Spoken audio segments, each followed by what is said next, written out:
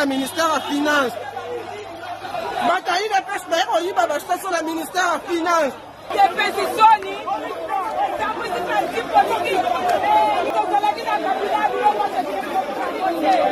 Sony, les partis au pouvoir de ça là.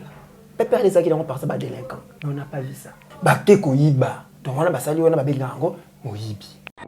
Les désengagements annoncés avec pompe des terroristes M23 appuyés par les forces de défense du Rwanda est un leurre et une simple opération de publicité pour distraire les Congolais et la communauté internationale. On ne peut pas faire confiance à M23. Il faut qu'on broute bango dehors avec les moyens des armes. Il faut qu'on bête un massa, c'est pour que babima. Le gouvernement il sera jamais beau. Tout ça, les problèmes c'est anani il y a Félix. Ba Congolais est conscient de ça tout basangani. Kalate okoko basu bakoko bakamana ba déclaration wana. Un front anti-union sacrée déjà on va dire que c'est dessiné. Les pays courent un danger, on doit les sauver. Mon amboka Denis Mukwege. Amoni déjà Augustin Matata. Amoni déjà Martin Fayulu. Mais na katuana Katumbi ye akota. Jamais Kabundi ba ko tokozela yeba. Bemba ndaya na été. Il n'a rien à apporter. Tobakisi Delice Sanga, Tokangi Kasai Mobimba. À Est, on a déjà Matata et Denis Mukwege. C'est ça qu'on sanctionner tous les comédiens et parvenus politiques. Voyant seulement l'inexistence de son bilan, aller donner sa voix à Félix est un acte de haute trahison pour la République. Bomoni Koma Babi, enrôlement et identification pour Banda Awawa les 24. Tambola Kisasa, tout tambosa caméra. Presque tous les bureaux fermés. Et pas une angalima. Tous les bureaux fermés. Batindi moto kende na centre, batindi na centre tel comme on école les arasouté comme hôtel. Nous mettons Félix et Kadima en garde. Nous savons que les Congolais d'aujourd'hui ne sont plus comme les Congolais d'hier. Félix sera battu non parce que les Congolais ne l'aiment pas, mais parce que les Congolais n'ont pas aimé sa gestion. Faisons-nous le devoir de participer du mieux que nous le pourrons à leur bonheur. Montrons-leur que la vie mérite d'être vécue et que des lendemains meilleurs sont encore possibles. Oh, la troisième fois, la quatrième fois, ça Kamakambo. Mais ce n'est pas normal. Félix, quand il est Félix, président de la République, à moi c'était parce que ça devient une institution. Quand il faisait ses discours, à ça qui est le chef de l'État ou président de la République. Je ne vois pas présence, il y a Maman Denise, il y a Kéro, place. Elle n'avait pas sa place. Le message a signé la présidence. C'est quoi la présidence? C'est qu'on est en train de voir, l'automatique au Sanguissa, famille, la gestion de la République. Si c'est ça, on nous dit. Ce qui est conseillère, c'est qu'il faut la nommer officiellement. Mazate, ce qui est les gens ne l'aiment pas. Pourquoi Koti Kaya Bimales Naitando na maman? Maman Kolobana qualité, il y a nani. Quand héritier chante, quand héritier parle, on sent l'UDPS et l'UN. C'est donc l'union sacrée. Ils ne réfléchissent pas trop bien. Kobandaka a choisi à date. Le seul conseil donc au PSAE, c'est à bêta musique. On n'a pas besoin de se focaliser la tendance moroboy. Allez bisa moke. Ata la maman Chalamwana. Chalamwana qui est parti jusqu'à le laisser la passe la moni Félix était. Moi j'ai regretté Félix était dans matanga ya tata Roland Allo. Moto ameni culture en biso likolo. Ah oui. Félix a mbanda Kinshasa c'est 45 minutes à vol. Quelle image vous vendez aux autres? Aux autres, bao batikali batire leçon.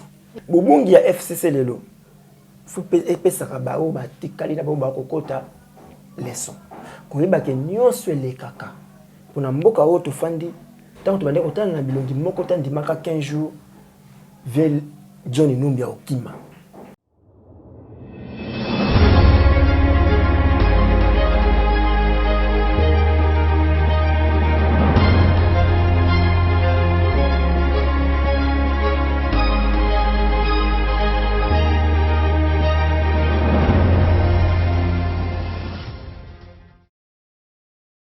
Et Sengokoe va être Bouzali et Belé, Bandeko Balandia. Clique la télévision, la chaîne de vérité, la chaîne de plus en temps réel, l'ombote la bido, Bipa Ignon sur Joa Mibino, et en Vena Baignon, sur Bouzou Libakou, Yakolanda Bisso, en tout cas, Mboula Sikao, Kota 2023, la Mboula Oyo, et Komema Makambo Belé, pour Namboka Nabisso, pour na Bomoya, Moko na Moko, Bayi Oyo, Bobesana Kolanda, émission Vérité de tous côtés. Mokolo Mwalelo, Tozali Sengo Yakoyamba Ponabino, Mwanamboka Zayora Congolais Mousta. Mustapha elongo na ye nde tokosolola mami matali mboka na biso République démocratique du Congo na kati émission na biso mokolo lelo tokolobela bongo situation sécuritaire bipai wapi tomonaki mikolo milikaki lolenge nini batalisaki biso ete bai M23 basilaki bongo kolongwa mabele ya kibumba mekasi na simana yango FARDC basali communiqué tout pe déclaration bipai wapi batalisi ete maiwana ezalaki bongo na mwa nyamu tokolobela yango na kati émission na biso mokolo lelo déclaration commune signée par mwana mboka Dr Denis Mukwege le prix Nobel matata mponyo bongo na mwana mboka président Martin Fayulu balobi nini ezali kolekana tokozwa point de vue ya mwana mboka Zaïwa congolais enrôlement DG silaki kobanda uta mokolo ya samedi 24 décembre 2022 awana ngomba Kinshasa pe bongo na ba province misusu tomonaki président de la République qui s'enrôler na ngambu ya Mbandaka tokozwa réaction ya mwana mboka Zaïwa congolais tomoni message de V oyo basali couple présidentiel bikasebele ya batu notamment mwana mboka Louis France Kozikisa na mona ki na nzela ya tweet na ye bai wapi asenga ki alobi akolinga ko comprendre présence ya mama pembeni ya message oyo ezali ya mukambi ya mboka ati maloba en tant que nani tokozwa point de vue ya mwana mboka Zaïwa congolais Mustapha sans plus tarder la kopesa matondo mingi na yo Joël Gona gauche sort d'image zo misi ma caméra matondo mingi na ba union so bozwi libaku ya kolanda pe kokotsa plus clair télévision na banda ko na bino mwana mboka Zaïwa congolais Mustapha mbote na yo mbote mama Joël Kombe mbote na ba kongomani nyonso mbote na ba etu balingaka Congo ba yi Congo nyonso na pesi bango mbote équipe na mo bimba ya plus clair télévision pesi bango mbote okomi na oyo okomi na kan nalandi kulutu na ngani koma engeli donc oyo nalandi kulutu na ngai nalandi ye nikoma engeli ya kana nini kana commande ya na bateau ya commandement so simba wana commandement sika itanga ko pesa commandement liboso biso na sima to ko simba pouvoir to ko kende na yango matondo mingi mbote na yo mwana mboka nikoma engeli président Congo normal c'est ça les Congolais c'est les Congolais normaux moni ba esprit ya minene et tout en avant yango c'est un grand esprit nikoma engeli Congo normal c'est le cofondateur wa Congo normal vous allez pas moko ya Congo normal c'est un Congolais normal matondo mingi na yo matondo na ba union so bozali kolanda biso déjà d'entrée de jeu oyambi lo lenge nini communiquer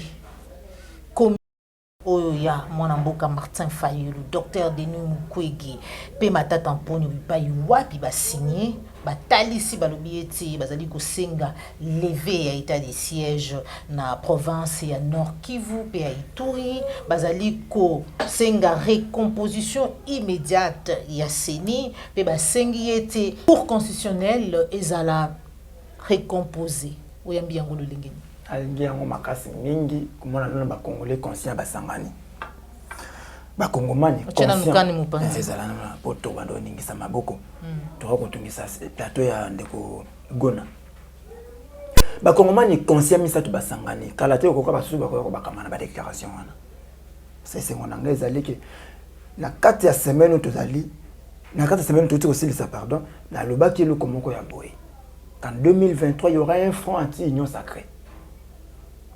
Un front anti-union sacrée déjà on va dire que c'est dessiné. Qui mon amboka Martin Fayulu au Sokozina ouest motarobo ya zate. Mon amboka Augustin Matata Mponyo, les premiers ministres les plus compétents.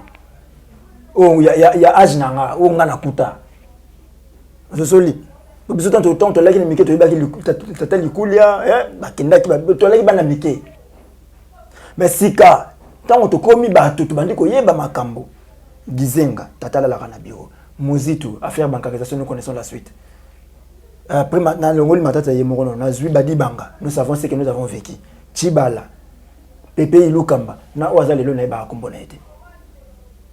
Donc vous comprenez que na bango so batangi wana premier ministre avec toutes les compétences ko bengama mutambusi gouvernement moyekolo ezali ka matata. Obakisi na kati ya maniema mto obima kuna zate so koti na matata. Obakisi les docteurs les plus compétents. Les docteurs les plus compétents, moi Namboka Denis Mukwege. moto azongisaka dignité ya bakongomani babotola moto à chaque fois batungisaka bomo ya bakongomani bisika bazalaka yesaka epasi nord Kivu sud Kivu moto asimba te or zone plus peuplée ya Congo yango wana c'est fini moi déjà neto boto déjà bakitisi ba nini matina Kasai côté kuno ndi ba zone peuplée te to koma wana c'est pourquoi on demande redéfinition ba bloc wana denika dimadwa on doit voir clair na makambo sala mais on ira aux élections et même si atie Kasai 50%. Hein? Kasai ka yemoka dimisi 50% na ponomi. Félix va perdre. Parce que na Kasai kuna bato ba voter Félix c'était basé belé que ba voter Félix. Ça c'est un. Et de deux, Denis Sangaela, Jean-Marc Kabundi est là. Vous voulez qu'on aille quoi? Félix est perdant déjà. Perdant d'avance. Alors, quand là le corona ko se redéfinir, ça fait la joie comme on a bato basé na pour ça changement basangana. Et on appelle encore baza encore na posa ko ya changement ba côté na kata bloc wana qu'on aille ensemble. Déclaration de bango balobi nene balobeli makambo matali sécurité ba congolais. Aucun pays ne peut penser au développement sans être na kata sécurité. Il faut d'abord commencer par se sécuriser, se défendre, et alors on peut parler du développement. Voilà, quand les gens vont promettre qu'ils vont construire des universités, qu'ils vont construire des routes, alors qu'ils ne pensent pas à la sécurité, c'est théâtre. La théâtralisation il y a scène politique congolaise.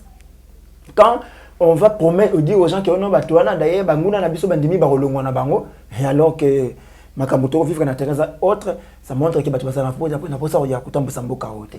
Et quand ces gens-là batali solo ya balkanisation mboka, notre pays est en train de courir risque ya kozala émietté. Et si on ne prend pas garde, tozala na kati, tozala témoin historique ya eloko wana. Et ils ne peuvent caler ensemble. Na kati on a babeti li solo ya maponomi ya 2023 parce que maponomi za pona biso seule façon pacifique ya kobengana Félix na pouvoir. Parce qu'on ne sait pas aller de manière violente. On a aucun moyen de resserrer de manière violente. Connaissant l'histoire politique, connaissant l'histoire politique congolaise, qu'on va de manière violente, on est des menteurs. Coup d'état, le 2023, oui, on peut encore revivre le coup d'état en 2023. Les canaux en 2022 et une partie en 2021. On va encore les revoir. Pourquoi? Parce que étant bossé libatuba quand bossé bamboka na Africa et on a que ça que batuba cause la d'accord na bangote. Prenez un pays local la Cameroun. Plus de 40 ans Moussa président de la République. Donc Cameroun est comme un envoyé. Prenez un pays comme le Rwanda, Congo Brazzaville, Guinée équatoriale, Gabon, un président déjà malade. Avec tout nous sur la question déjà qu'il a toutes les incapacités au temps de Samboka. Et moi mais on les médecins. Et pour ne parler pas de nous. Donc, pour qu'une armée a comme un niveau au bout de la Mboka, ça doit être une armée républicaine et non une armée politisée. Ça doit être une armée républicaine du genre, il y a armée, il y a Assimi Goïta, il y a président burkinabé et autres. C'est seulement chez certains pays africains où l'armée est d'abord politique que républicaine. On ne sait pas attendre ça. Et étant aussi citoyens démocrates qui aiment la démocratie, qui vont soutenir coup d'État. On évoluera dans la ligne. Alors, quand on a 4 détails, on sent que les pays courent un danger, on doit les sauver. Pour sauver les pays, il faut d'abord commencer par mettre tous les égos à côté. Politique, société civile, on doit se mettre ensemble pour chasser Félix de manière pacifique en 2023. Déjà, pas pour créer un blocage, parce que redéfinir Nangonga Oyo, c'est un peu compliqué, parce que déjà 2023, Kalates, Kezali, Ezoki Bokena, Lengi Wana Poete, Lobby Besoki, Félix a eu raison, et Teto Joaki sous temps pour redéfinir, parce que tout bazala qui d'accord, na Seigneur Zala qui composé Wana tout comme en 2024. Tokei na makambo matali ko redéfinir c'est la justice. Na bali la justice ça va na zonga na seni. Ça me fait mal. Ngana mboka auto que les arrêts de la cour constitutionnelle sont inattaquables. Et ça est inattaquable. Nous sommes en 2019. Tokei na cour constitutionnelle, c'est la moko na ndeko Martin. Tant on va rendre arrêt j'ai été d'accord avec Katumbi quand il avait dit on ne peut plus parler de la vérité des urnes parce que Tokenda qui est déjà la cour. On pouvait refuser Kokende Kuna et crier ailleurs. C'est ça. Parce que tout ça qui confiance dans la justice, mais c'est Tokenda qui justice. Quelle est cette cour qui s'est déclarée incompétente Matata? Et une année après, la cour redevient compétente. Et les gens s'expliquent de manière où non, il y avait des erreurs matérielles. La cour a il y a une erreur matérielle. Quelle erreur matérielle? Il y a les députés qui validé, revalidé. Là, c'est parce que Moïse Bezaki n'a pas, c'était clair. Toyokaki, un tel, il y a 10 000, les voix sont encore en vie. Ce sont des combats qu'on avait menés dans Balabala. Non, il y a 10 000, nous ne pouvons pas valider. Ce sont des choses qu'on avait mises sur la table pour faire que ça est validé, pas comme validé. Alors, si Moïse c'est celui qui a fait des erreurs matérielles, c'est que les gens doivent être clairs, même si c'est que quand il y a quelque chose qui n'a pas été, il y a un pendule nassima. Donc, ça partir, on a comprendre. Mais nous dire que vous expliquez sur le côté, mais beaucoup de compétences, ça ressemble à Matata, là, ça devient compliqué. Et on ne sait pas faire confiance à une telle cour. Parce que ça montre déjà penchant contre je ne sais pas quelqu'un pour se déclarer candidat président de la République. Vous criez ici et là que vous avez un bilan. Quand on vous dit que vous avez un bilan inexistant, bilan négatif, mais il des arcatés. Bilan Félix Zakate. Abata boluki on a zamba yemo na te boke na mai ezate botomo libanga bilan ezate. Alors à chaque fois qu'une personne se déclare candidat président de la République a commis animal à battre. Matata aboui kokota union sacrée, Matata aboui kolongo la candidature na yé, ça devient un problème. Alors pour ça, il doit être jugé et condamné. Et il y a certaines personnes manipulées par quoi je ne sais pas non Matata fa kangama, Matata ko kangama. Pourquoi?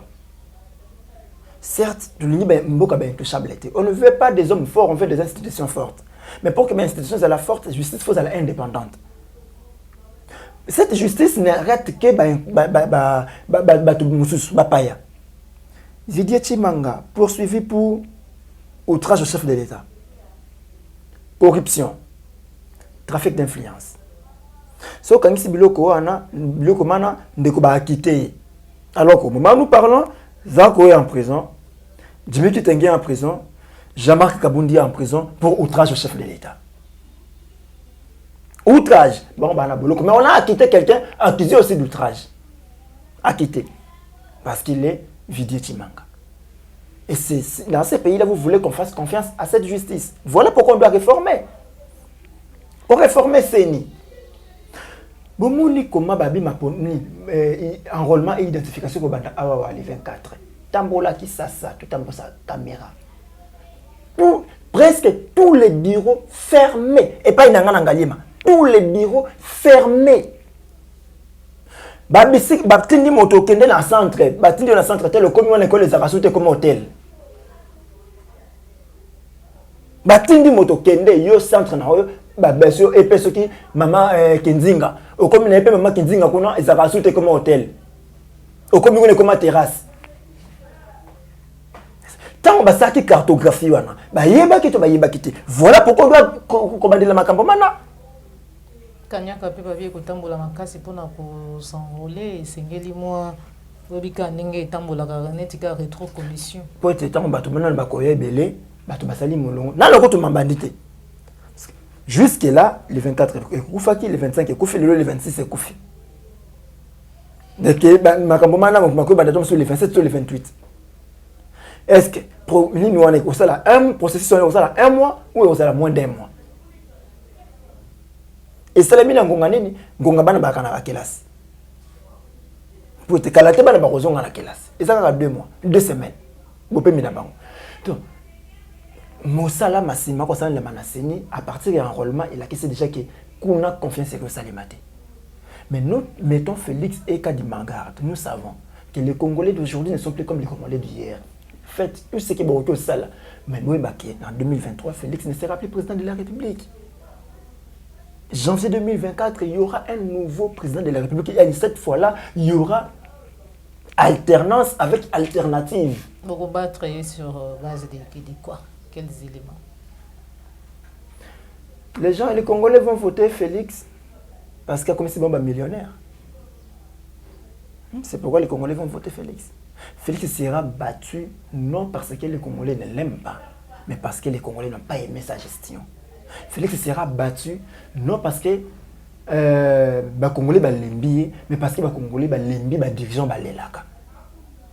On ne peut pas kufanda kolaka batu kolaka batu kobosa na même mandat no SSI mais continuer à kolaka. Na 5 ans pendant 4 ans au sein de l'autre côté et c'est année électorale de la Kabato université à Harvard na Mbandaka. Mboka moko batu bazana couranté. Mai toki dans la rivière. Les gens n'ont pas les pouvoirs d'achat. Alors c'est bien qu'on sait la bango université. Nous là autant ça ni tout cas ya malonga mazalité mais on sait la bango université ya monene. Une équipe yangona kala eza menacée d'érosion. Kala tête on se recouvre dans les boulous. On ne voit pas.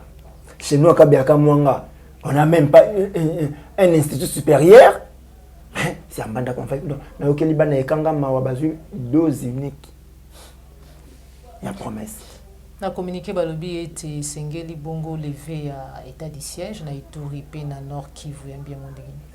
Je ne sais pas pourquoi Félix insiste dans la Makamboka, il y a état de siège voilà. Qu'est-ce qu'il cache derrière? État de siège c'est Makamboka évalué. État de siège c'est Makamboka senga asouté donc pour nga moni couvre-feu de balongo la couvre-feu. Et si là nango mais na mika etkala kana mikanda. Je pense que état de siège peut ça comme moi bongo. Donc, on dit que c'est là où la rabaison ça va gouverneur civil. C'est échec nango ça sur bête les soloté tout le monde voit que état de siège échoué mais échoué car on a bandel mukoloka et bandaka mukolo échoué. Preuve M23 zongi a botoli ba territoire ba village sous état de siège. Les pays étaient déjà le zone on les a déjà dans 4 états de siège mais au botoli on a ba rebelle. C'est pour dire que et produire de l'autre côté. Et pourquoi on continue à maintenir Kango? Pourquoi il faut qu'on diminue liberté à bateau dans un compétence de siège mais qu'on besoin d'avoir la valeur. On a paraphrasé de Konanga Luc Alobaka bateau mususu batia kuna bazana bomba soldate. Luc malé mais à SCD. Donc abin moninga bateau mususu batia kuna bazana bomba soldate. Et ça se voit. Nous sommes là-bas, on a terrain, se laisse voir que. Mais levez ça. Voilà. Mais non, Monique, autant que ça m'a cambona le mbango, et que ça sera bien toujours bozoba. Que ça m'a cambona le mbango, parce que ça a bozoba. Bah, état de siège, on va voir comment un état de siège. Félix devrait commencer par un état d'urgence. Parce que l'état de siège, c'est un rempart à Souka. So, comme il y a après, il y a un longola, il y a un macasse qui est exact. Qui est ça, alors, c'est que Félix, tant qu'il y a l'état de siège, tu le Félix, au sali ma bénor, boza bandoki. Les miangalankata, les kombantaba, balobi bato timana, bato tinesikawana, bazaka na RCD, bazaka na MLC. En RCD, babumaka bato. Bato na MLC babuma bato. Il y a des Congolais oyo comment on a relongia moto no tsewana alongoli déjà confiance na epanaï. Est-ce que croyez-vous que ba kopesa bénédiction pour ka sala mosala masengeli? Yango mo ba comment que te kana bango ba bandunda comment na bango que foutisa ba taxe na wenze parce que ils ne savent pas ce qu'ils vont faire. Voilà. Nakati ya communiquer il y a Matata Mponyo, Martin Fayulu, na docteur Denis Mukwege, Batalisi était Essengeli na Conseil de sécurité et Nations Unies, va sanctionner Rwanda. Na maïnion so ya sali na kati mboka na biso li ya ko se limiter na ba condamnation yambi yango lengeni. Ndenge bango misato basali déclaration mana kalate ba sanctionner Rwanda. Ce sont des gens qui incarnent leadership. Josoli Félix nana ko asinga loko wanate. Albaraka Rwanda nous agresse. Ba papa soli la raka no ba beti mona nanga me asaki lokote. Voilà les citoyens à qui on doit donner les pays bango ye. Parce que quand même il levé à notification à Kosomba Manduki, c'est grâce à lui, c'est grâce à la rectificatif. Diplomatie agissante. Rectificatif. Oh. Rectificatif. Diplomatie Félix et Soukaki na Kobenga Batoboya, Bazo Bundisanga, quand est-ce que c'est les mieux commis, c'est quand les citoyens congolais conscients autoza tomber makiamo. Quand on va Bazo Bundisanga, mais il y a des gens qui n'ont pas na bango. Félix n'a pas na bango. Kagame yo so mona Kagame ya yemoko. Félix ntabengi sakaite. Yeso mona Museveni ya. Félix ndakenda pa Museveni. Yem ndakenda kuna bango ba yakawate. Mais tango to bali kobelela awa biso ba conseillers ba citoyens conscients ko ba makambo to bandaki rassemblement liboso na esika ya gare centrale. To longo to keina ambassade ya Rwanda. Ba rassemblement ya Butu. To longo to bandi ko sala na place des évolués des places des évolués to komi ko benga lelo place à génocide. Donc lien sur la sango ko kende.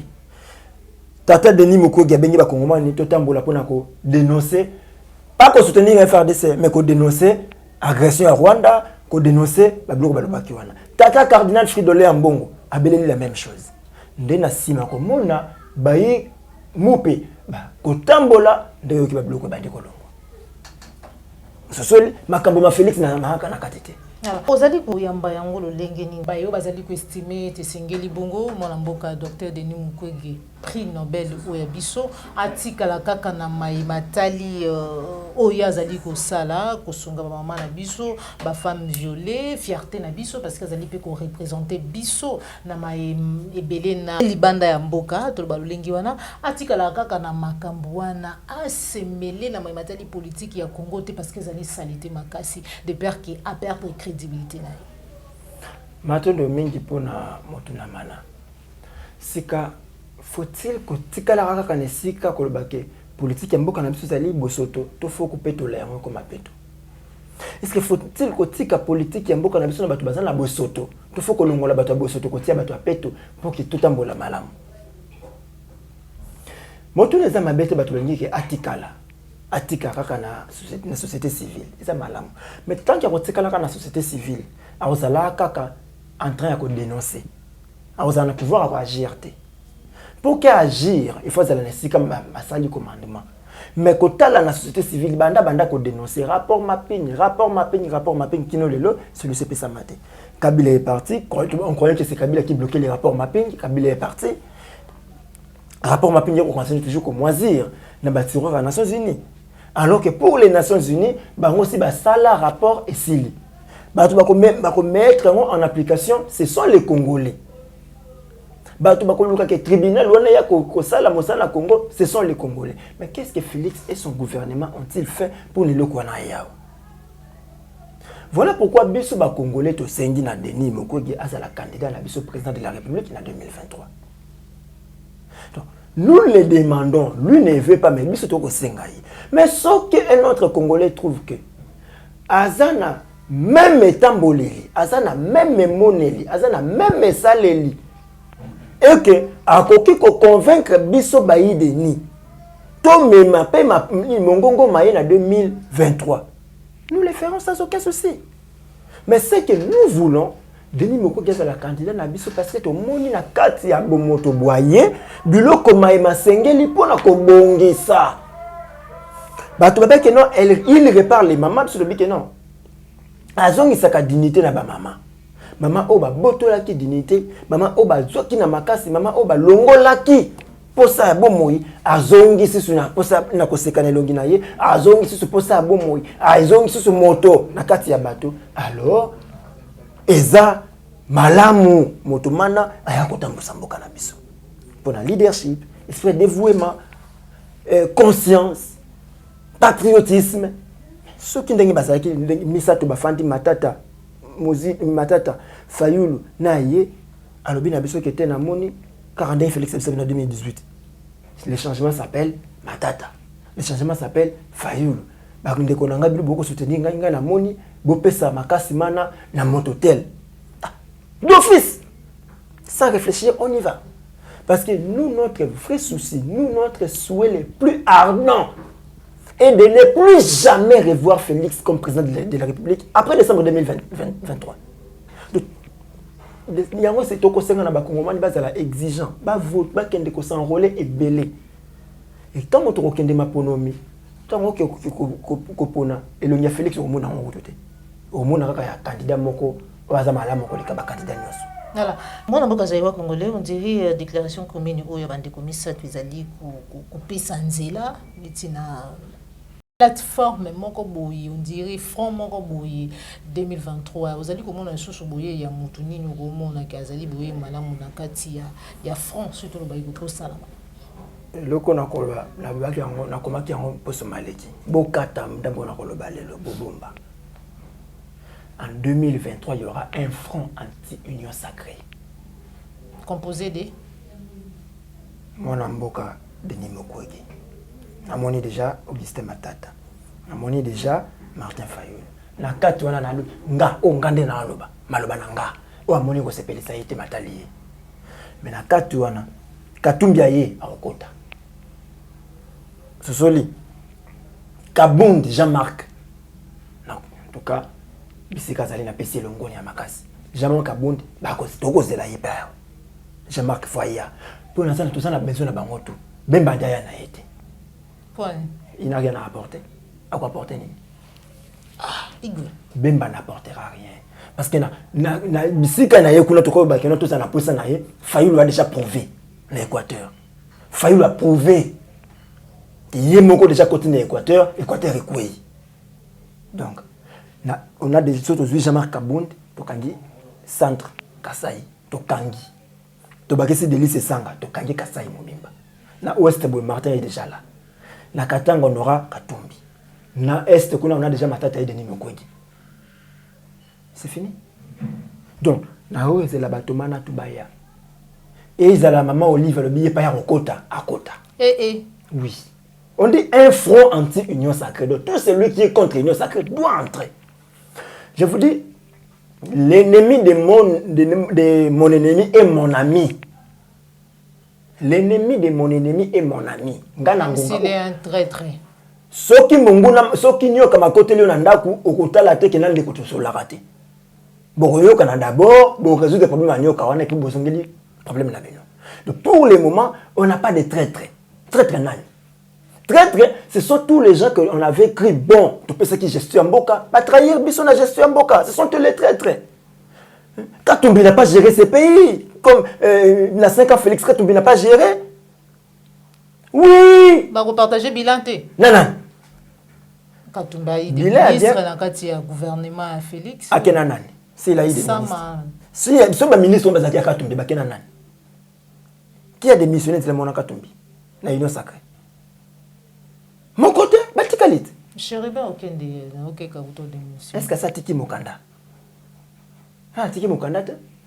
Ce que Mokanda Keya, nous attendons de Mikanda na bango qui notre longwe, Katumbi Akei, à longwe union sacrée. Gouvernement n'a union sacrée. Quand tu restes dans cette union sacrée, c'est que tu es encore. Ososoli, moto est là, ni mabe ngarenan. Oyo aleki na est kuna moindo nzangi. Est resté. Il a été clair na maloba maye. Mais jusque là peut te moni moto longwe te bango tu batikale jusque là. Oyo ko longwe to bia Akei, bakina Katumbi. Il a eu des ministres. Les ministres ne sont pas à moto. Les ministres sont à la République. Vous voyez comment les gens ont désacralisé Kotambu Samboka. C'est pourquoi on doit être rigoureux en 2023. On doit chasser, on doit sanctionner les gens. Le vote en 2023, vous allez voter mon sanction. D'autant que aucun de ma pronommé, tout ça, qu'on sanctionner tous les comédiens et parvenus politiques. Moi, quand on a sauté.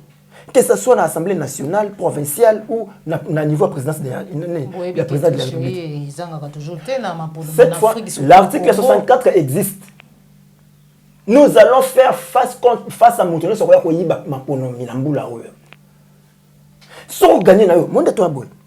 Tu as ma ponomi totali pena, oui, bureau de vote par bureau de vote. Tu as là, tu as un bâtiment, on voit que Félix citoyen Chilombo a gagné les élections.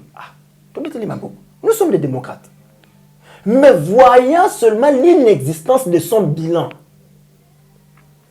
aller donner sa voix à Félix est un acte de haute trahison pour la République.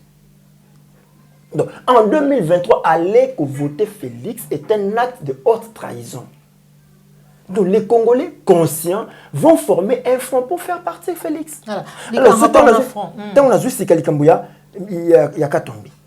Tu as vu Seli Bango Matata. Tant tu as vu ça, Denis. Tu as vu, il y a Martin. Fini. Moi, Martin Fayulu peut exiger faire retirer la frontière entre Bissou et Rwanda. C'est possible? Tout ça, c'est le Kala.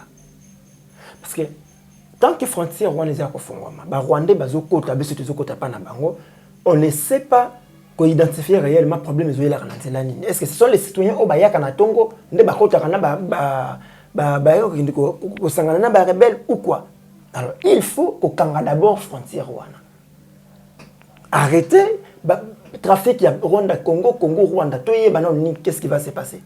Mais malheureusement, alors qu'on exigeait déjà fermeture, il y a l'ambassade où on a parlé, les citoyens congolais, depuis qu'Ala, Rwandais continuent à survoler notre espace aérien, alors qu'il y a des Congolais qui ont empêché Kababima. Rwandais continuent à survoler. Bon, comme dans l'aéroport, on vous dit non, les passagers à Rwandais, alors on nous dit tout ça n'a pas de Rwanda. Commençons par arrêter frontières. Il y a les colonacés Kokanga. Tant que tu as une frontière, tant que tu limité d'abord des gars, tu vas observer. Parlons d'Olive Lembe, est-ce qu'aujourd'hui, tu peux comparer 18 ans en gestion et Joseph Kabila dans 4 ans? Parce qu'à Wouti Kolobaïti, on a critiqué qui gestion tout le régime et Mobali Nayo, Batalisa qui le lingue Nyazaki Kokamba Malamouté, c'est le moment pour eux de démontrer ce qu'ils ont fait de mieux par rapport à Oba critiqué. Alors qu'il y a Mobali Nayo pendant 18 ans, Félix jusque-là, c'est juste 4 ans. Est-ce que c'est comparable? C'est qu'il faut que le contexte de Kabila, il y a Mobali Nayo, le contexte Félix Azolimboka. Ce qui Félix Azoki Mboka de Kabila Azoki Yango, de Mboko et Katani. Entre nous, total dans la bilongueur, on a le contraire à Tomboli Moussapi. Moussapi dans le commentaire.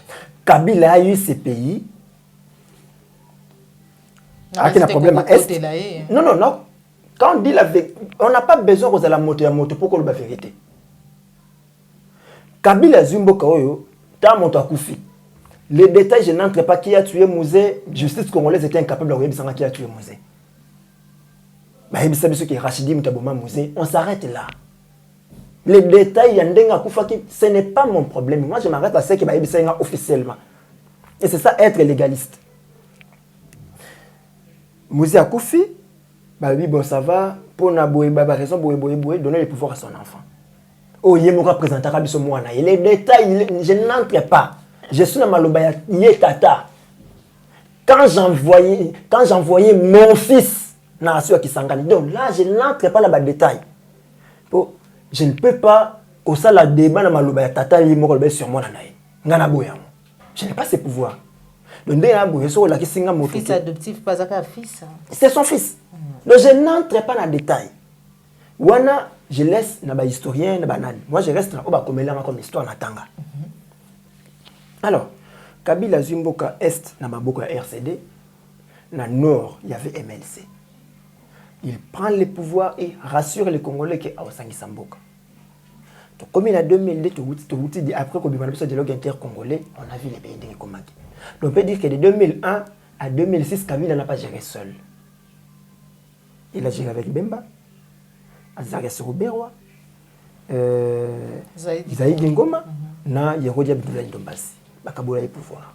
1 plus 4.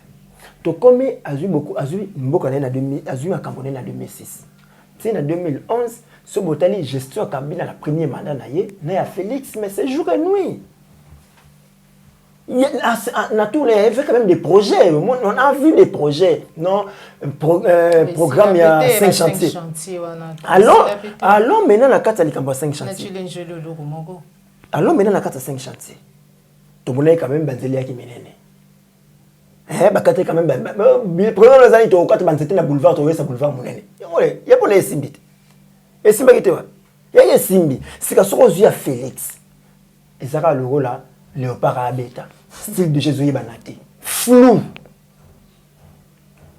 bilan 5 ans Félix oyo léopard et ça ka balo utaki na se mati di kolo e le balo ki boy vite na imana mutobet mutuka ko so position poto atie bima chesile mais lenga beta ki mwa keno to beta ki bien to beta ki mabete to beta ki kaka c'est ce qu'on est en train de voir sur Félix.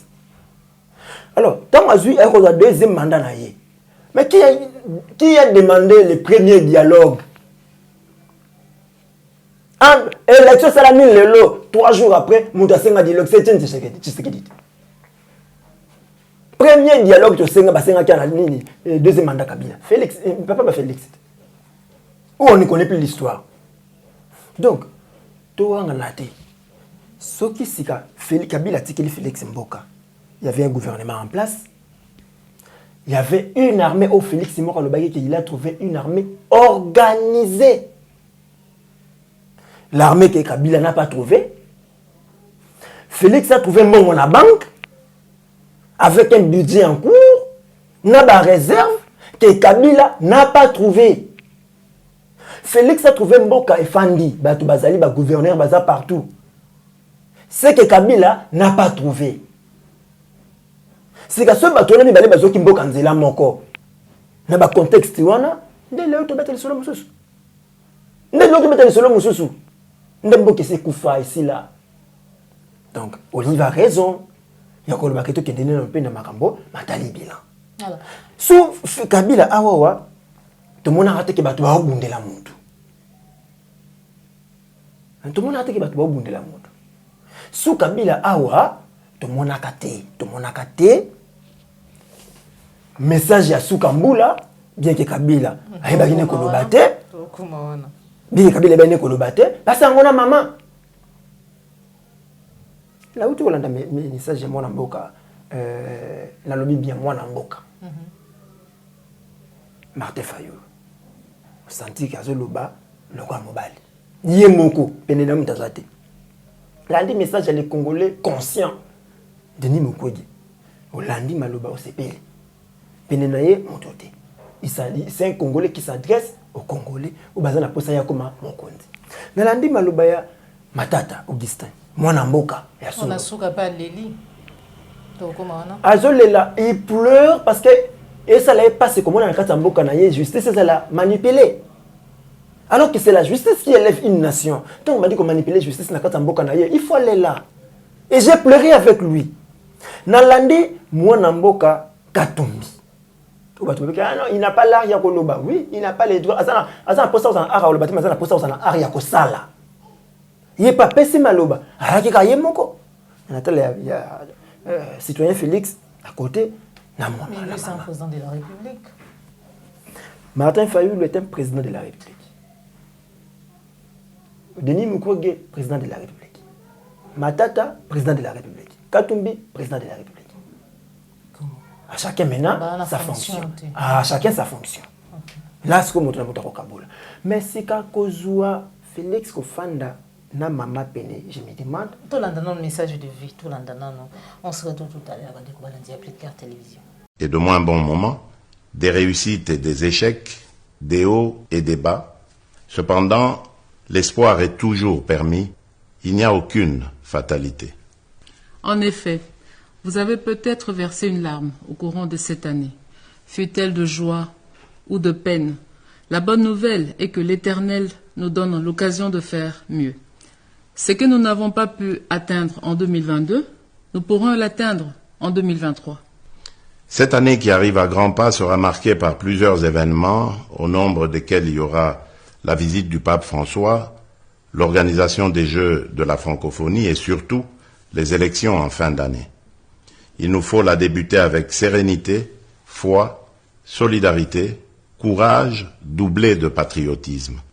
Alors que nous étions engagés à promouvoir le savoir-vivre et la solidarité pour que nos frères et sœurs sur toute l'étendue du territoire national puissent vivre heureux, des ennemis de la paix et de la concorde se sont de nouveau levés semant pleurs, morts et désolation sur leur passage. Nous rendons un vibrant hommage aux nôtres qui ont perdu la vie et nous gardons une pensée pour tous nos compatriotes déplacés de guerre qui vont devoir passer les fêtes dans des conditions difficiles. Pour celles et ceux que nous avons encore la grâce de compter auprès de nous, faisons-nous le devoir de participer du mieux que nous le pourrons à leur bonheur. Montrons-leur que la vie mérite d'être vécue et que des lendemains meilleurs sont encore possibles. En 2023, ne lâchons rien, ni un seul centimètre carré de notre territoire, ni notre lutte acharnée contre la pauvreté et toutes les formes d'antivaleurs. En ce moment précis, dans l'esprit de Noël, j'aimerais réitérer, chers compatriotes, mon engagement constitutionnel d'assurer votre sécurité ainsi que celle de vos biens sur toute l'étendue du territoire national. C'est mon engagement et je compte le tenir. Ne laissons pas les conflits internes nous diviser et changer notre âme congolaise, celle d'un peuple naturellement heureux. Lundi quand même, message. Est-ce que les bagou est à place nini pour décoller France que ça pas lobby yango bien ko comprendre tes rôle nini maman jouer ne sikawana alors qu'ils allaient message du président de la République. C'est la question ngana se poser. Oh, la troisième, au quatrième fois, ça comme Makambo. 2019, ça la banque me balait 20, 21, le 22. On a habité sur le 31 décembre, on a sur Kobina na Etonga. On a habité sur Kobina na Etonga, Karabango. Mais ce n'est pas normal. Félix, quand il est Félix, président de la République, à moi c'était. Parce que ça devient une institution. Voilà pourquoi Babaka outrage au chef de l'État. Quand il faisait ses discours, à ça qui est le chef de l'État ou président de la République. Pour notre bac Martin P, à ça président de la République. Mais les fonctions diffèrent. À ça qui a casquette président de la République, chef d'État. Je ne vois pas présence il y a Maman Denise Nyakero place. Elle n'avait pas sa place. Et on lit les messages, certains nous disent pardon que le message là qui est signé là. Le message est signé la présidence. C'est quoi la présidence? C'est quoi la présidence? Parce que moi, je dis, institution, la Katamboka n'a comme présidence de la République est zakate. La Katamboka, on a une institution, comme président de la République. Et elle est représentée par le citoyen Félix Tshilombo Tshisekedi Antoine. Moi, ma maman Marthe n'a pas Tshisekedi. Ça, c'est une institution. Les autres, non. Maintenant, au présidence, la présidence, tu recrutes les conseillers nationaux, les conseillers principaux, les conseillers spéciaux, et même les huissiers, la présidence. D'où maman fait partie diriger le directeur du cabinet. Mais elle joue quel rôle dans la présidence? Maman Bobby Ladawa, c'est que le baki. Makambo estali mosala ya papa. Ezaki mosala na ye. Wana za mosala ya papa. Soki na kutana la kisinga mototel na moni mototel. Mais makambo matel na kata encore tate. C'est qu'on est en train de voir l'automatique au sangisa famille la gestion de la République, si c'est ça on nous dit. Elle est peut-être conseillère pour ça na yangote, on dirait nini kuna na présidence. Moi si naïe, je pense que c'est parmi ces conseillers naturels. Asa parmi les conseillers naturels naïe. Maman naïe, asa parmi les conseillers naturels naïe. Mais na kati ya mosala, baza ne sikate. Ce qui est conseillère, c'est qu'il faut la nommer officiellement. Il faut revoir les ordonnances. Apparemment, il a été nommé officiellement. Elle ne peut pas être nommée officiellement. Azate, Sokazali Balakesangamo. Azate. Donc, ce sont des fautes graves. Les gens ne l'aiment pas. Je l'ai toujours dit que Batubalinga Félix, c'est pourquoi Bamemaka a erreur. Pourquoi Koti Kaya Bimanes Naitando na maman? Maman koloba na qualité ya nani? Maman déclaration. Nous wana banani. Quand to sara mi beba bloko via kulutu na ngali sanga bonganga. Nous la disok. Donc c'est compliqué, c'est vraiment bizarre. Ça soni. bato libanda ba mona rabiso na makambo maboye. Il faut biso soni, il faut pesa biso valeur. Donc on peut arrêter ça. Alors tomoni une habilité ba ndeko ya IDPS na ministère ya finance vidéo moko ko tambola. Kodo pi Afrique en image avant de revenir na plateau na biso. Le ministère de la Finance. Bataille de pêche, mais on y va acheter sur le ministère de la Finance. Désordre dans le ministère de la Finance. Bataille de pêche. Bataille de pêche.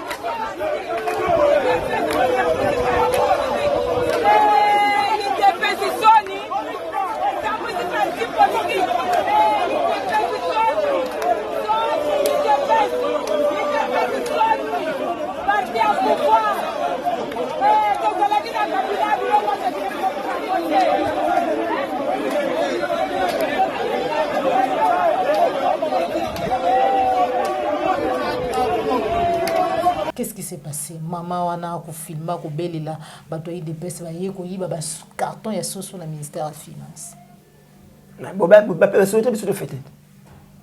Mais ça j'avais le chef de l'État. Quand il dit meilleur vœu, joyeux Noël, c'est la fête. La fête on a seuls les uns doivent fêter les autres. Toyembarakaka. Mukwatombolo. Mukwatombolo. Mukishi. Mukwatombolo, mukishi. Tozoyembaraka puis tola lanzala. Alors tant on a financé ba carton belé. Nous avons le devoir d'aller prendre là-bas. Comment t'as sonné les partis au pouvoir de ça là? Pépère les acquis par ça délinquants. C'est connu de tous. Mais on n'a pas vu ça. On n'a pas vu ça.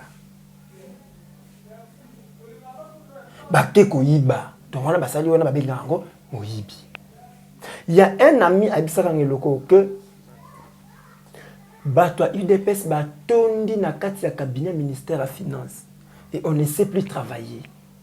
Chaque jour les gars pesanga 1000 sur PCT ba inio. Kabelanga moins 200. Ah yo ka baraté. Ça c'est un ami qui m'a dit ça. Et azana kati ya ministère wana. Dernièrement il s'est plaigné avec mon frère bakata biso na ba prime toujours kaso ba prime té. Ba prime tout ozaka nango awe longwa. Et comment na ba catégorie ya bato. Il faut ba forme, couleur, obédience politique pour qu'on soit caillou. De ce que j'ai dit, c'est une révélation. Il semble que ça s'est fait ainsi. Alors, sur les abonnements, Nicolas Kazadi a la circuit. Et ma cambomanande ma kosalama. Parce que les gens, quand ils connaissent, ils ont des IDPS, trop, ils ne savent pas,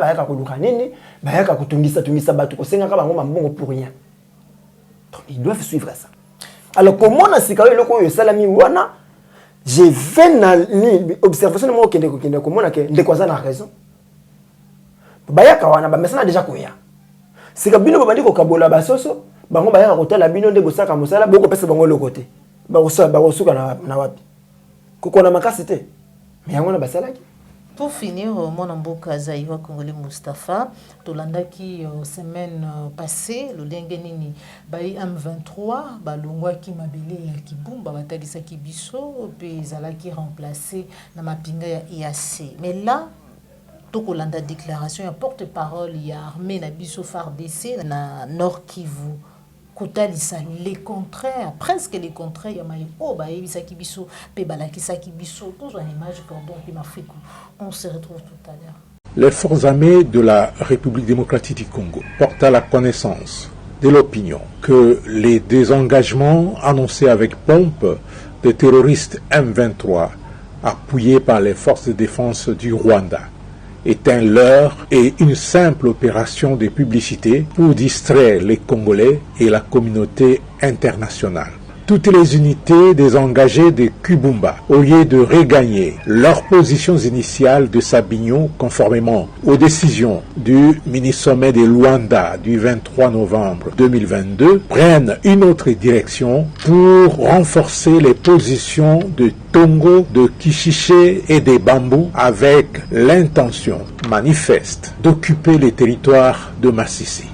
Les affrontements qui qui ont lieu depuis les après-midi des vendredis 23 décembre 2022 entre les FARDC et les terroristes M23 RDF dans le parc national de Virunga, entre Tongo et Sake, derrière les volcans de Nyamuragira, démontrent clairement l'intention des terroristes M23 RDF de contourner nos positions en vue de s'emparer de la cité de Sake, située à une trentaine de kilomètres à l'ouest de la ville de Goma. La même manœuvre est observée du côté de Kishiche et de Bambou pour s'emparer de Nyanzale, Kibirizi et Kichanga. Les forces armées de la République démocratique du Congo, tout en dénonçant l'attitude hypocrite des terroristes M23 RDF, restent déterminés à défendre l'intégrité territoriale de notre pays. Les forces armées de la République démocratique du Congo attirent l'attention de la force régionale et de la communauté internationale face à la fourberie des terroristes M23 RDF habitués à fouler aux pieds tous les accords signés. Tango landi maluba wana ya porte-parole ya armée na ngambu ya Nord Kivu na Olanda ki lobby eleki en rapport na bolongo ya Bayem 23 na mabele ya Congo. Conclusion na yo topé o bayimboka ba go retenir les amis. Moi je veux dire qu'on ne peut pas faire confiance na un terroriste. Quand quelqu'un vous pose la question vous devez savoir la loi pour que na kende wapi. C'est que on devrait commencer par réfléchir. Et vous pensez qu'il y a une bonne foi je ne pense pas. Et on l'avait dit. Preuve pour preuve, il y a un moment qui mais ils zone wana EAC. Baki zone mosusu. Après ba ko bisabino ke balongwe pe na zone wana. Ba ko tikela ngona ni EAC. Après ba ko longwa su zone wana, ba ke na zone mosusu ba ko tikela ngona su nani EAC. Quand ba ndotika partout na EAC, EAC azoya munene. Or cette EAC est composée de Rwandais, Ougandais, Burundais, Tanzaniens, basusu ba Kenyan. Oyo ba enviaka toujours na belé ya Congo. N'est-ce pas ça? Suite à la balkanisation, au Banamboka Misa, tu vas dénoncer Yangoana. On ne peut pas faire confiance à M23. Il faut qu'on broute bango dehors avec les moyens des armes. Il faut qu'on bête massa, c'est pour que babima. Arrêtons la confiance dans les rebelles. C'est impossible. On ne peut pas les faire confiance que pensez que tant à Yaki, moli mama beso côté na ndaka ndoto moto et ya yango moko. Mais ko bimeli maka yango moko te faut ko benga nango. Lokite a changer ba stratégie ya opérer. C'est ça que les M23 ont fait. Il y a un M23 sali. Et batu ba la kaki biso que M23 zo kende. Félix était na Mandaka, c'est ce qu'il a dit. Devant la population que ba inguna bazo kende bazo bima batiki la biso boka na biso to sala musala na Kenya. Voilà mbangona babimi. Mais le bamana mauti na porte-parole ya armée. Namboka wana. Donc tout est prouvé que le gouvernement ne sera jamais bossolo. Le gouvernement de la République démocratique du Congo est comme ça. Et c'est à nous de nous prendre en charge et de savoir ce que nous voulons réellement faire. Ce n'est pas normal. Makambo oyoyo ils ont les cassikol. Normal les hommes dans la société. Mais tout ça, les problèmes c'est nani ya Félix. Na niveau nini? Félix a kenda ko kota na une état ya une communauté d'État de l'Afrique de l'Est wana, sachant que Rwanda a envie à Kamabele à Congo. Et ça c'est clair, ce sont des bonnes guerres. Makambo Kagame ça kapana biso awa, ce sont des bonnes guerres. Et ça quand des morts français ka koluka en Afrique, États-Unis ka koluka en Afrique, c'est ce que Kagame aussi est en train de faire. Atali gauche, atali droite. Bon. Le Congo a des dirigeants faibles, alors je vais prendre le Congo. Voilà. Merci beaucoup, mon amboka Zaïrois congolais. De tout ce qui na émission Nabiso Mokolo de matin qui noa pays congolais. Concert été Watana Bibi Takilobi. Moni Mokofali abeta kana monaka drapeau SID. Na stade. Moni pona kwa zamino wake. Ata to taki maponomi. SID contre Union Sacrée. Je ne pas dire contre UDPS, contre Union Sacrée, le SID allait gagner. Donc il fallait habiter na sepela qui na ma concert na été parce que les pays avaient de sérieux problèmes dans la zone est. Mais il y a maintenant quand même pour conseil na concert na la monnaie de répondre la carte décidé ba ça là qui nous sonne sur mais la monnaie quand héritier chante, quand héritier parle, on sent l'UDPS et l'UNC, donc l'union sacrée. Pour nous regarder ça, ils ne réfléchissent pas trop bien. Quand on a choisi la date, qu'on le 25 décembre, fête batata, maman, bazakananda, qu'on a banana bango. Non seulement que les gens ne vont pas fêter parce qu'il n'y a pas d'argent, mais il y a un petit concert. Quand on a fait l'élection, on a perdu ma pronomie en 2023. Mais le seul conseil donc, au PSAE, c'est à Beta Musique. Beta Musique, certes, on a besoin de soutien, on a besoin d'appui, mais on n'a pas besoin de se focaliser la tendance mon robot. Parce que c'est la tendance qu'il lui a donnée. So, on a dit que UDPS, UNC, UDPS, UNC, c'est pas bon. Mais quand on a fongoli moi ni na union sacrée mobimba. C'est pas bon. Bato musupe bazaka na bango na décidé ba na poste ba yemba bango. Ba welo ba yemba makata. Yakitsa ko yemba Serge Welote. Fa yemba kaka. Mais nzembo moko yemba ka bwaka na oka Martin Fayulu, Serge Welo, Alexis Legal. Ya mbulane. Faut tambulate. Te album kaka. Oui, na yebina titre nzembo bwaka. Ba fali pe ba bwaka quand même batu bazana kati union sacrée. Oui. Bango baba musicien. À vivre en Onat. On ne les tient pas rigueur. Ils ont à vivre à la COP wana. Foyawa à Salaboué pour Kalia. C'est normal. Mais, allez, bisamoke. Attends la maman Chalamwana. Chalamwana qui est parti jusqu'à le laisser la passe la moni Félix c'était. Chalamwana a apporté moulaï culture louba. Ils ont un bateau mais pourquoi Makambo Chalamwana bateau bandé ko bango mingi na lingala? Parce que Chalamwana n'était pas seulement musicien congolaise, mais musicien pardon congolaise, à tout cas quand Congo té à Komaki international. Gabon, Togo, Cameroun, Congo en face ça, partout là chanter Chalamwana. Bateau bayemba ka chiluba mais bayoka ka chiluba, bateau bayebita zo loba nini. Mais bête liona ka yesepeli sabango. Moi j'ai regretté Félix était dans matanga ya tata Roland Dalo. Attendant la qualité ya Félix ya citoyen Félix était mais dans la qualité ya président de la République chef d'État. Même lorsque babenga ki otika Jeb du Flair akina na combo ya chef na titre ya chef d'État. Donc c'est-à-dire en ce moment-là il me représentait dans matanga ya Roland Dalo que je n'avais pas envie de la représenter. Il m'a représenté parce que la titre de chef d'État, il nous représente. Qu'on le veuille ou pas. Mais, moto meni culture en biso likolo, ah oui, Félix Anambanda, Kambanda, Kinshasa, c'est 45 minutes à vol. Et de sur quoi, président de la République. Alors, quand on a dit qu'on a sur place, Bozi Langanaya. Avant Bakundaye. Papa Kouedi a outi Kokufa Awa. Félix était là.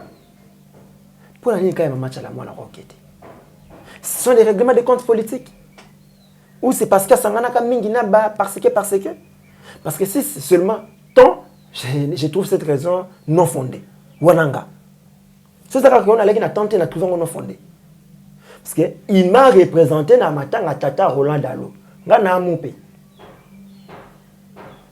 Ngasambela pas Moupe. Ma tanga tata pasteur na roki koya to koya pété. Mais c'est au coup de qu'il y a tata pasteur, il y a mon côté, mais tata pasteur. Je n'ai pas besoin d'être représenté. Mais au moins, à Chalamwana, j'avais besoin d'être représenté de manière nationale. Quelle image vous vendez aux autres? Aux autres, Batikali, tirer les sons. Les régimes passent.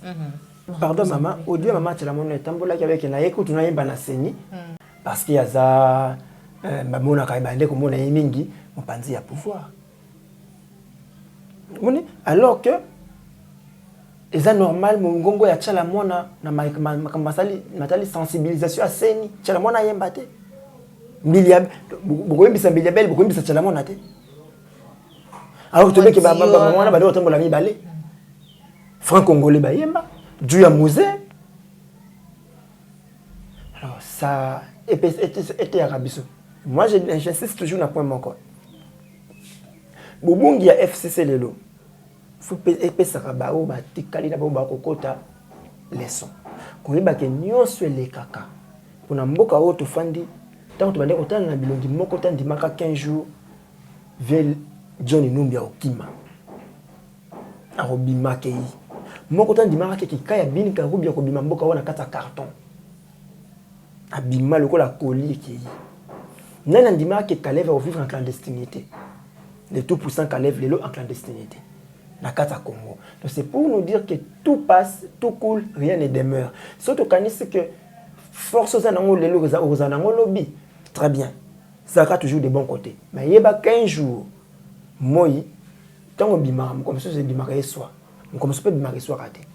Merci beaucoup Zaïro Congolais Mustapha de tout litono na émission na biso mokolo lelo matondo na Joël Gona gauche à certaines images aux na kisi ma caméra en tout cas meilleur V année 2023 le ngi na lobaki au début ya émission nanga ezalani ya isengo ya kimia nyonso na yango wana mwana mboka Zaïro Congolais numéro de téléphone puis message na na mukuse plus 243 89 92 31 570 plus 243 89 92 31 570. Mon lot naé tamboli na Congo na motema, c'est pour dire aux Congolais que nous devons aimer seulement ces Congos. D'abord les individus après. Voyons les Congos. Ne nous voyons pas. Les Congos n'a plus besoin de Nalbara de Mikolomenika. Les Congos n'a plus besoin de Batumaïle. Que non ngana kamaïle makasi, ngana lobaka bien, ngana raisonnaka makasi. Les Congos n'a plus besoin de tous ces gens. Les Congos seulement besoin de Batubazana volontaire au Tombolaï. Les Congolais seulement besoin bateau basé la volonté ya kosokola pe kola te saye bilamba kolongola e na soni na miso ya bateau. Ce sont ces gens-là que les Congos cherchent et ces gens-là sont là. C'est vous et moi. D'être au talent la moto ça sur la posa robongisa mboka. Levons-nous pour bâtir ces Congos plus beaux qu'avant. Allons tous nous enrôler. Allons nous enrôler d'abord. Allons tout même tout sunga Félix c'était a raison. Allons nous enrôler. Il y a boy enrôlement na UK na Royaume-Uni sur enrôlement na Royaume-Uni ça limite c'est que diaspora peut voter. Soka ka Angleterre s'enrôler Suisse s'enrôler élection la pote à la des. Mais maintenant il va s'enrôler pour surtout la diaspora. Il a choisi voilà c'est ça. Problème de nationalité nous a résolu, il a choisi ces pays par rapport à choix naie. On a vu Canada, on a vu États-Unis, on a vu Sud-Afrique, Azui, Ndambouya France, na Belgique. Tout ça pourquoi? Parce que nous savons que dans ces pays, mes oncles, les frères à ma mère, basé belé. Merci beaucoup. Nous avons écouté Bongo Mbalasima Kolo à Bateli Bisso. C'est pour la émission liké et partagée. Et ça limbala yambo na biso ko bossa na te ko s'abonner na Katia. Plus clair télévision, la chaîne de vérité, la chaîne plus information réelle. Au revoir.